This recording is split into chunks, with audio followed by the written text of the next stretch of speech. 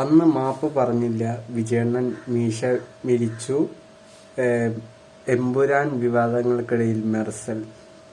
അപ്പോൾ എന്താ പറയാനുള്ള പറഞ്ഞാൽ വിജയണ്ണൻ എന്തും ചങ്കൂറ്റത്തോടെ ചെയ്യും. അത് തമിഴ്നാടാണ്, പക്ഷെ കേരളമല്ല. ഇവിടെ ഇതേപോലെ മീശ മിരിക്കാൻ നിന്നാല് ആളറിഞ്ഞ് കളിക്കടാന്നൊക്കെ പറഞ്ഞാല് സിനിമ തന്നെ അങ്ങ് ബാൻ ചെയ്യും. അതുകൊണ്ട് അതിനുള്ള ധൈര്യമൊന്നും കേരളത്തിലെ മലയാളികൾക്കില്ല.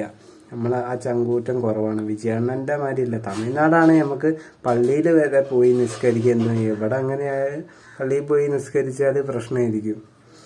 അപ്പം എന്തായാലും സിനിമ 200 കോടിയൊക്കെ കയറുന്നുണ്ട് കേട്ട്. എൻ്റെ ഒരു അറിവിൽ ഇത് തല്ലിപ്പൊളി സിനിമ. 200 കോടി വിവാദങ്ങൾക്കൊടുവിൽ ഇപ്പോൾ കളക്ഷൻ കയറിപ്പോയതാണ്. അപ്പം അത്രേ പറയാനുള്ളൂ. എന്തായാലും വിജയണ്ണൻ്റെ കണ്ടിട്ട് ഇവിടെ ആരും വിഷ വരിക്കാനോ ആളറിഞ്ഞ് കളിക്കാനോ നിൽക്കണ്ട. 17 കട്ടാണ് കട്ട് വെട്ടിയത്. ഇപ്പം ബുധനാഴ്ച മുതലേ നമുക്ക് പുതിയ വർഷം കാണാൻ പോലെ.